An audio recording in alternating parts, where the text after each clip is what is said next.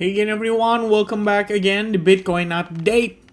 So guys, di previous video saya dikomentarin katanya mikrofonnya suruh beli. Sorry ya, anak saya udah tidur, jadi saya ngomong ala kadarnya. Kalau sekarang anak saya udah lagi aktivitas, ya gas ya, suaranya super besar guys. Oke, anyway guys, kita update dulu ya untuk kondisi market. Bitcoin have a slight rebound. Di stock market juga sama, rebound juga teman-teman kemarin atas beberapa kondisi yang relatif positif, dan kita akan bahas atau kita cover pada video kali ini. So the first things first yang kita perlu ketahui adalah Waller itu ngasih komentar yang dovish banget. Ya, jadi dia bilang December cut appropriate but January action more uncertain. Ya biasa dah gaya bahasanya anggota Federal Reserve ya. Mereka juga nggak mau kasih terlalu jelas gitu kan informasi yang bakal mereka lakuin nanti. Toh karena mereka bergantung sama data. Jadi kalau datanya nggak mendukung ya obviously mereka juga nggak bisa ngasih kesimpulan yang pasti gitu untuk yang akan datang.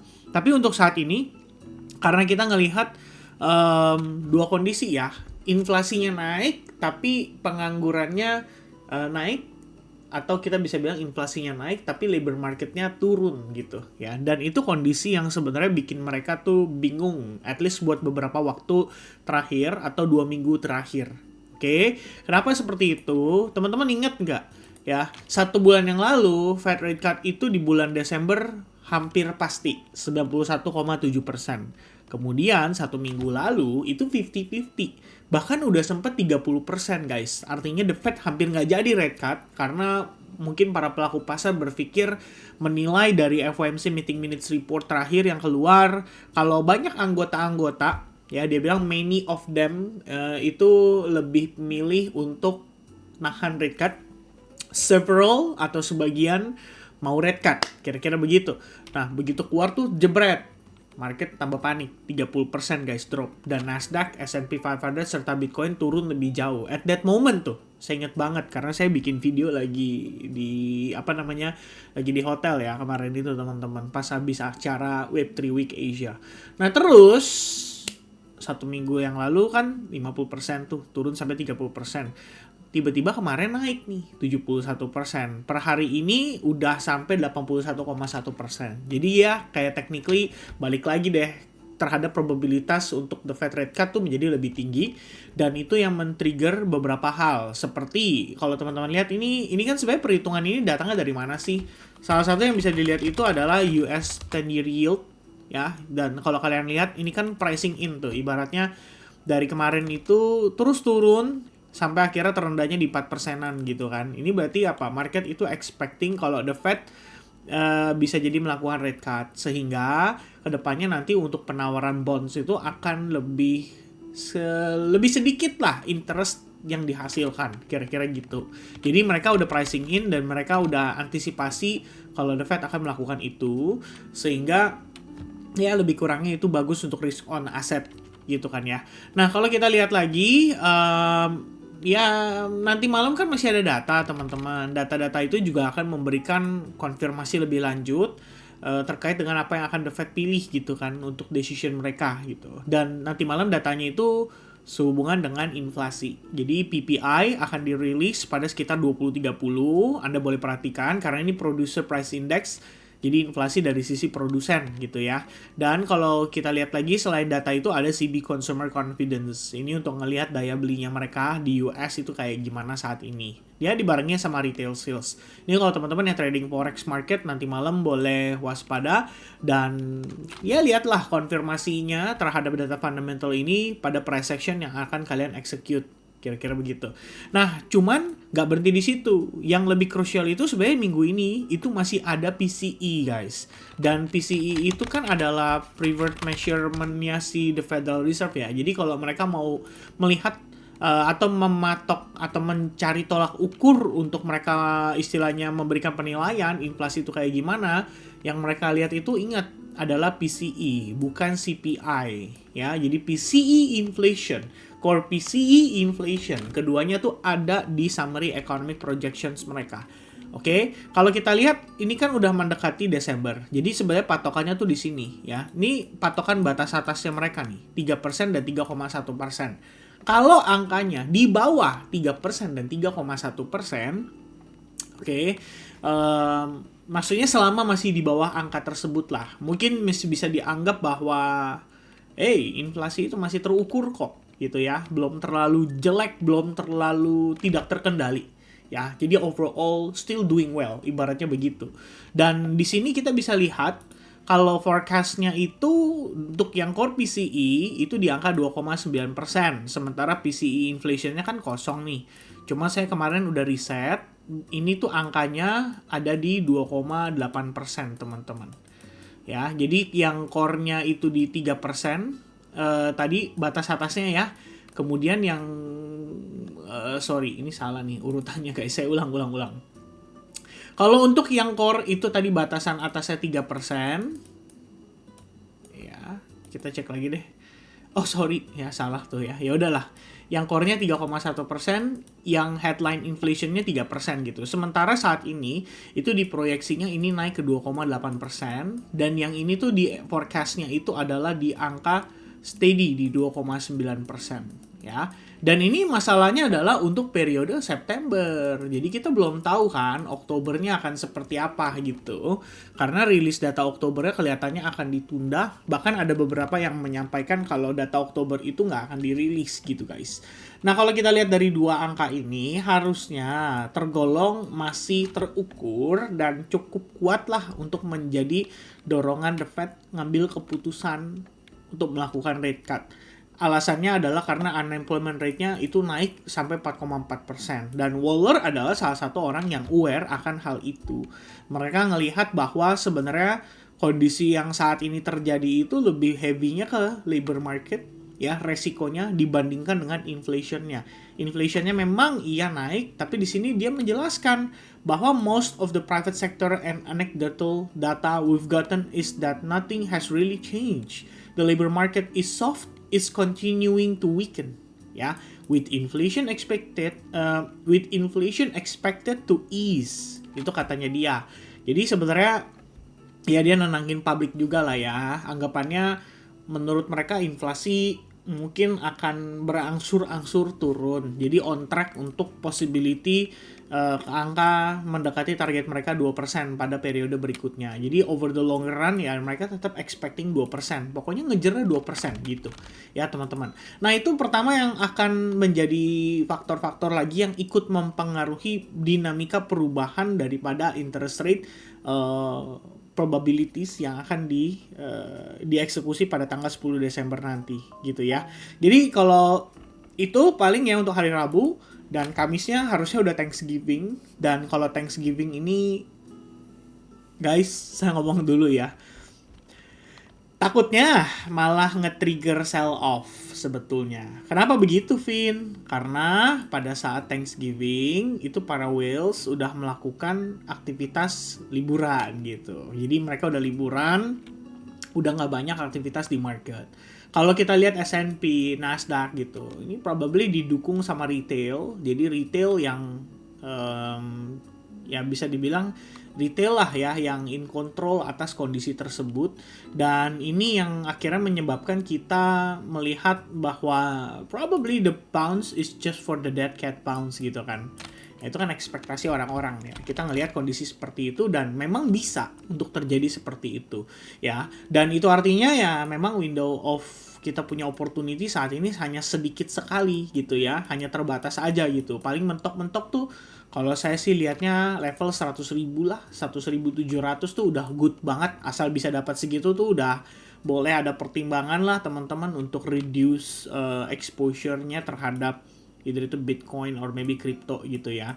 Ya tapi itu balik lagi tergantung strategi masing-masing ya. Saya juga nggak berhak untuk mendiktekan lah apa action yang sebaiknya teman-teman lakukan karena masing-masing punya strateginya sendiri, masing-masing punya pandangannya sendiri dan ngelihat Bitcoin itu seperti apa.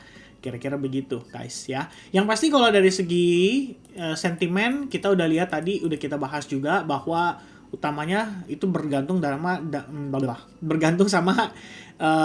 interest rate cut ya yang akan diexecute oleh Federal Reserve nanti pada tanggal 10 Desember. Jadi between dia cut atau pause itu akan menjadi satu kondisi yang sangat-sangat menentukan ya arah jalannya pertandingan. Well, sebenarnya ada satu lagi sih guys. Jadi kalau kalian tahu itu kan Federal Reserve harusnya kan juga updating SEP-nya. Ya, pembahasannya cukup panjang sih kalau sampai ke sana. Jadi mungkin nanti di lain kesempatan atau di live streaming aja ya kita baru bahas lagi soal summary economic projections-nya. Ya, jadi sekilas saya kasih clue aja. Ini berhubungan dengan bagaimana rencana The Fed pada tahun 2026. Akankah dia 2 kali rate cut? Akankah dia 1 kali rate cut? Target range-nya dia berapa? Apakah di 3%? Apakah di 3,25%? Now, that's gonna be very important untuk bagaimana pergerakan market di Januari, Februari, dan Maret gitu ya. Kalau September sebenarnya kemarin udah bagus karena direction-nya udah di set gitu. Cuman gara-gara US government shutdown, kehilangan data, momentumnya jadi miss di situ.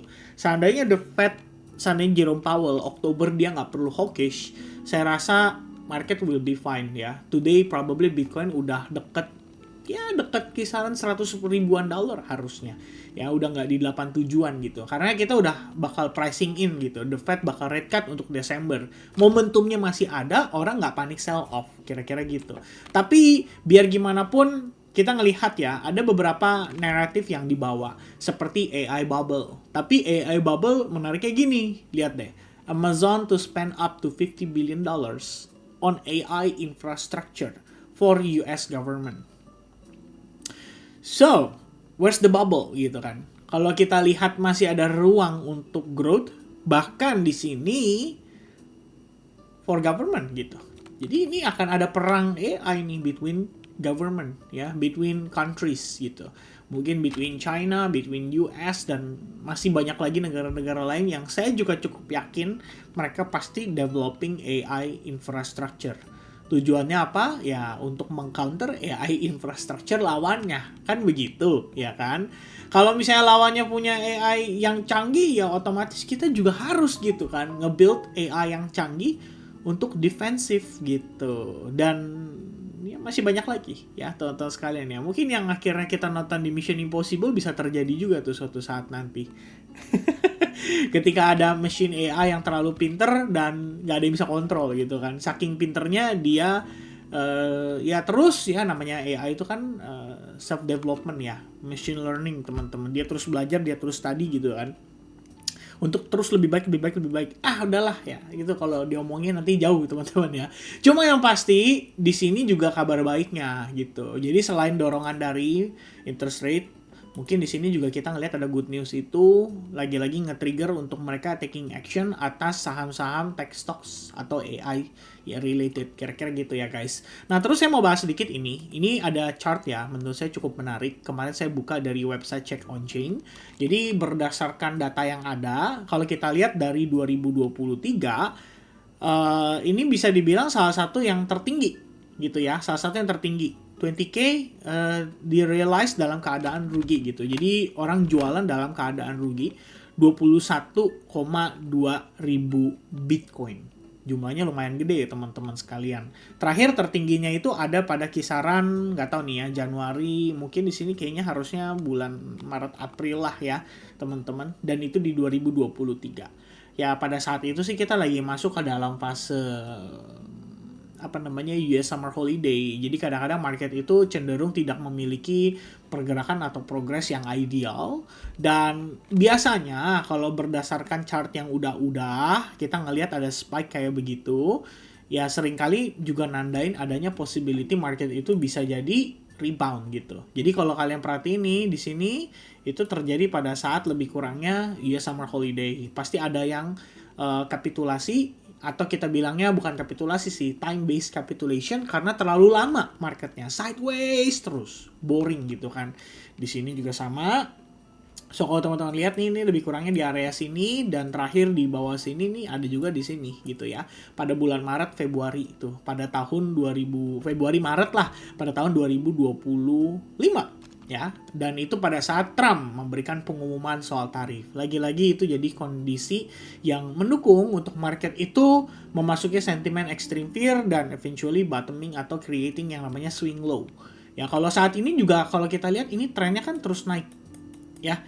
Jadi sebenarnya gini guys, kalau saya mempelajari yang saya lihat tuh kalau trennya naik terus kayak gitu at some point ya mungkin akan ada satu blast yang besar seperti ini, dan bignya ini nih, yang besarnya ini tuh yang akhirnya nge-trigger kita masuk ke dalam fase koreksi yang lebih panjang alias bear market gitu.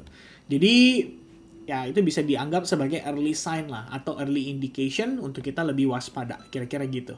Oke, tapi memang itu artinya untuk jangka pendek atau very very short term ada probabilitas Bitcoin bisa bounce dulu. Bounce-nya kemana? Yang pertama targetnya adalah di $91.000. Ini bukan karena Fibonacci ya, tapi karena kita ngelihat di sini memang terdapat support resistance. Jadi teman-teman boleh berpatokan dari sini karena sebelumnya dia create base di situ. Ya, jadi 91.000 bisa menjadi next stop-nya. Kebetulan 91.000 juga merupakan area yang sama, yaitu supply zone pada time frame 1 jamnya. Jadi memang itu adalah level yang menurut saya cukup krusial untuk dites oleh Bitcoin, dan setelah dites apakah dia rejected, apakah dia malah breakout, itu akan bergantung dari momentumnya saat ini ya. Yang pasti kalau kita lihat dia pullback-nya korektif banget guys. So momentumnya very very weak. Oke. That's the first one, target yang bakal bisa dites gitu. The second one itu adalah 107.000. Ya, 100.700 yang tadi kita bahas gitu.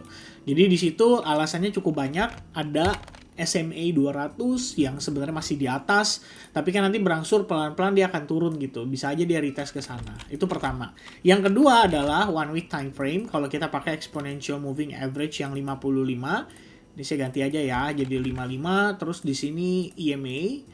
Ya, adapun closing 2 minggu berturut-turut di bawah weekly EMA itu biasanya juga bisa disambut dengan adanya possibility untuk dia testing ke weekly EMA 55. Nah, by the time dia testing itu ya tergantung weekly EMA-nya ada di mana. Kalau sekarang kan ada di 98.000 gitu. Jadi ntar pelan-pelan dia bisa tambah turun, dan ya eventually akan dites sebelum dia validating another drop ya ke range yang lebih rendah. Itu menjadi possibility ya, satu probabilitas yang kita perhatikan untuk saat ini. Ada nggak Pin? Perspektif yang lain? Jelas ada teman-teman sekalian, bahwa kenaikan ini mungkin sifatnya terbatas ya, limited upside, dan benar-benar hanya untuk mengkoreksi pergerakan di internalnya doang. Jadi kita ibaratnya naiknya cuma begini doang gitu. Up, dia turun lagi, dan ya drop lebih jauh dari sini. Ya, itu bisa jadi satu probabilitas yang kita perlu antisipasi gitu kan. Nah, teman-teman sekalian, kalau kita lihat selain daripada price action di kondisi yang seperti ini, jadi Anda kan bisa juga berpatokan dengan apa? Trendline gitu ya. Kadang-kadang ada yang bilang pakai trendline gitu kan. Mungkin trendline itu bisa dua version, seperti ini atau mungkin yang atas gitu. Nah, kenapa saya nggak pakai trendline? Karena menurut saya terlalu subjektif. Ya, kalau kita berbicara struktur, ini jelas gitu, valid gitu, bahwa high and low gitu. So, kenaikan internal ini dia ngebentuk internal structure yang baru, yes, tapi sifatnya sangat amat terbatas gitu ya. Kenaikannya tuh lama gitu, takes time banget teman-teman.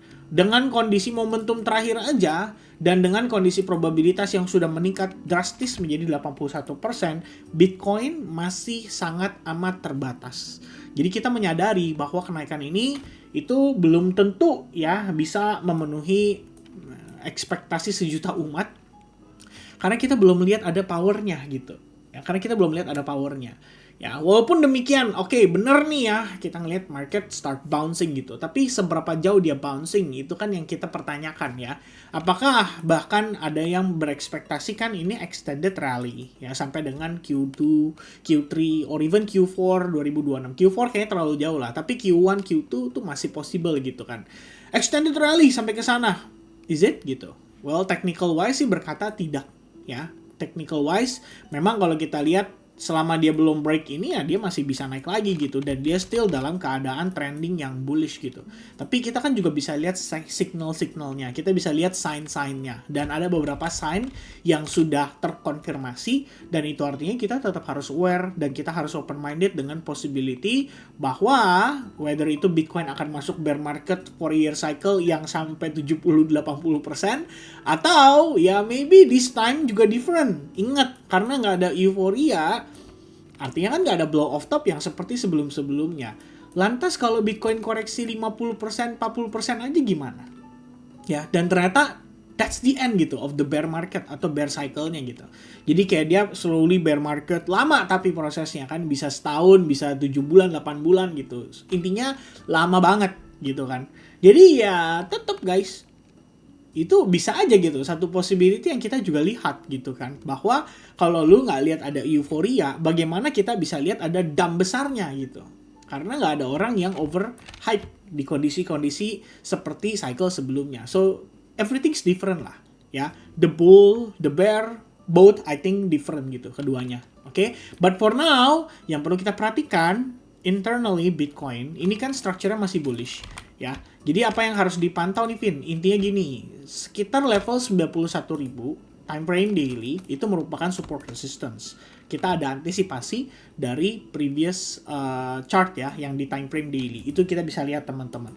Yang kedua, internalnya itu sebenarnya kan kita bisa pakai Fibonacci. Jadi ada pun level Fibonacci yang kita perlu antisipasi seperti Fibonacci 0,79% dan 0,62%. Biasanya dianggap sebagai golden ratio, golden pocket, dan lain-lain gitu. Nah kalau kita perhatikan teman-teman, 0,79 itu ekspektasinya ada di 90.000. Jadi memang zona ini yang besar ini adalah zona yang sangat rawan untuk nge-trigger sell off kembali pada Bitcoin. Ya, itu yang kita perlu anticipate. Untuk saat ini internal high-nya sih udah diklaim, tapi ini bisa saja hanya berupa liquidity sweep. Karena di sini terdapat yang namanya imbalance atau fair value gap. Dan obviously ini juga merupakan support resistance gitu kan. Jadi sebenarnya kalau kita lihat guys, ini udah antara dia bisa nanjak lebih jauh atau mentok di sini gitu ya. Cuma kalau misalkan kita mau tahu juga, memang Bitcoin itu perlu turun dulu ya. Turunnya kemana teman-teman? Ya ke sini. Ya, dia perlu testing nih internal structure-nya. Dia perlu testing tuh internal order block-nya. Ya, if dia can maintain above the zone, maka ada pun ekspektasi kita masih bisa lihat dia naik lagi untuk testing ke level yang lebih tinggi. Ya, itu artinya area-area premium nih, area-area mahal di sini nih, area-area premium itu bisa divisit untuk ngasih better price supaya whales-nya itu bisa sell kembali atau jual kembali dengan harga yang lebih baik lah dibandingkan dengan kondisinya saat ini. Kira-kira seperti itu ya. Jadi gimana teman-teman responsifnya gitu? Kalau saya meyakini Bitcoin bisa nanjak sampai ke level area tersebut ya. Itu at least di short termnya. Dan kalau misalkan kita mau invalidasi, kita punya setup atau invalidasi kita punya bias gitu ya, bahwa Bitcoin udah nggak bisa nanjak lagi lebih jauh. Apa signalnya guys? Signalnya adalah ini, when the price breaking down and flip that zone gitu ya. Artinya baru di sini better looking for sell short gitu dan menjadi opsi yang lebih baik untuk saat ini. Kira-kira begitu. Jadi kalau sekarang ini gimana? Simple aja guys, selama zona ini dipertahankan dengan baik, I guess kita bisa lihat Bitcoin going slightly higher ya, ke range yang lebih tinggi. Itu aja sih mungkin untuk saat ini. Oke? So, that's gonna be the update ya, on the daily time frame, on the hourly time frame, on the sentiment, on the news, semuanya udah saya bahas. Semoga informasinya bisa bermanfaat buat teman-teman. Kita jumpa lagi di live streaming berikutnya yang rencananya mau diadakan di pertengahan minggu ini. So, God bless to everyone and see you guys again in the next update guys. Cheers! Bye-bye.